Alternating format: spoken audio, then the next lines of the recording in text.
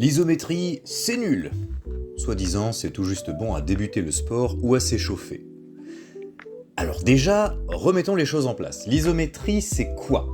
C'est un type de contraction musculaire. C'est lorsque tu utilises tes muscles pour tenir une position sans bouger. Mais c'est bien un effort. Des fois, c'est facile. Tenir debout, par exemple. Des fois, c'est plus dur, comme faire le L-sit. Oui, mais voilà, l'isométrie, c'est tellement vaste que ça veut tout et rien dire. Alors à quoi ça sert ? Pourquoi rester immobile si le but, c'est d'apprendre à bouger ? Petit 1, l'isométrie est un super moyen de développer la connexion neuromusculaire. Ça apprend à contracter volontairement les bons muscles. C'est très utile, surtout au début, pour découvrir un nouveau mouvement ou pour s'échauffer. On va apprendre à sentir les muscles et plus facilement les engager par la suite. C'est assez surcoté en musculation, mais beaucoup d'autres disciplines en bénéficient. Personnellement, je trouve ça diablement utile en arts martiaux, mais on va y revenir. Petit 2. L'isométrie est souvent utilisée pour faire de l'endurance. Les Yielding Isometrics, de leur petit nom anglais, nous font tenir une position le plus longtemps possible. La chaise et la planche, par exemple. Citons aussi la position du cavalier, très répandue dans les arts martiaux, véritable base de l'entraînement et source de nombreuses histoires, en particulier chez les Shaolin où les élèves dissipés sont punis et doivent rester en position du cavalier ou position du cheval pendant de longues, très longues minutes. Bon, très bien, ça c'est pour l'endurance. Or, on l'oublie un peu trop vite, on peut aussi faire de la force avec l'isométrie. Au lieu de choisir une position qu'on est capable de faire, on va chercher à déplacer une résistance inamovible. C'est ce qu'on appelle les Overcoming Isometrics. On utilise toute sa force avec un effort maximal. Si on ne fait pas vraiment des muscles énormes grâce à cette méthode, les gains en force sont spectaculaires. Mieux encore, ces gains en force sont transférables dans les mouvements, ce qui en fait un excellent outil pour les athlètes qui développent un geste précis dans leur discipline. Des hommes forts ou strongmen comme Alexander Zas ou Dennis Rogers ont utilisé cette méthode jusqu'à tordre des barreaux d'acier ou encore soulever des frigos d'un seul doigt. Bruce Lee, lui aussi, les incorporait à ses entraînements pour développer sa force et son explosivité. Mais ce sont loin d'être des exceptions. Aujourd'hui, des athlètes comme LeBron James au basket, le strongman Brian Shaw, Georges St-Pierre en MMA, Usain Bolt, Ray Williams ou Lu Xiaojun se servent de ce type d'effort dans leurs entraînements. Mais tout ça ne s'arrête pas là. Il y a un secret derrière l'isométrie. Reprenons depuis le début.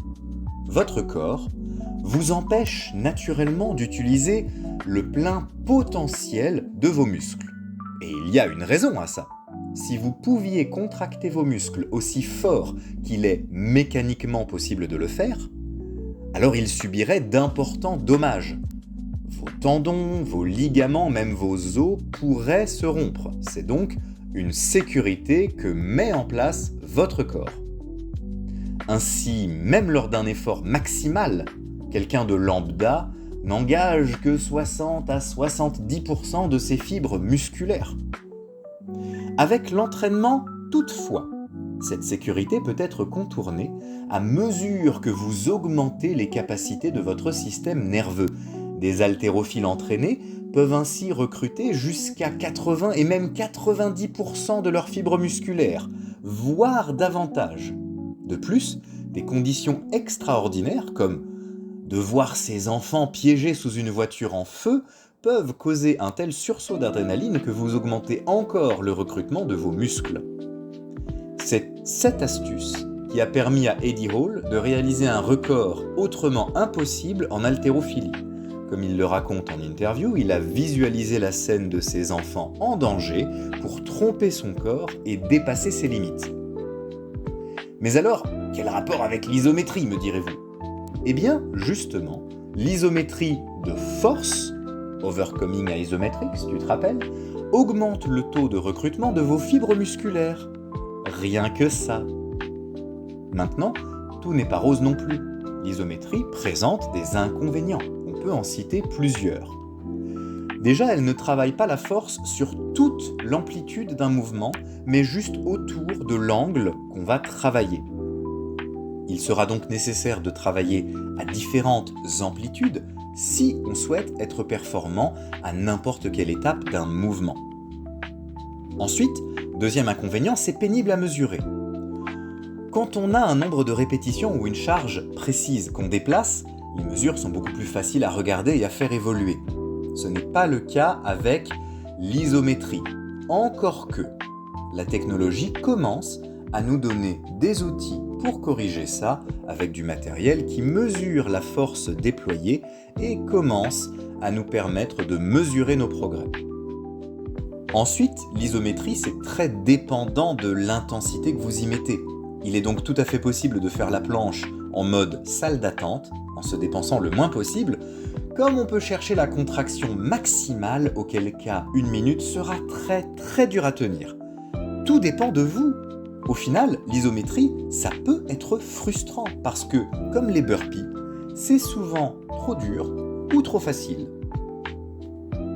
Mais ça reste un excellent outil pour se dépasser et démarrer ou compléter son entraînement. Alors à toi de voir, est-ce que tu veux t'entraîner tranquillement sans te fatiguer ou est-ce que tu es prêt à affronter tes limites et à découvrir ce dont ton corps est capable ? Tu n'es pas seul bien sûr, rapproche-toi d'un coach qui saura t'indiquer quels exercices sont adaptés, te donner le bon programme et te faire progresser en toute sécurité.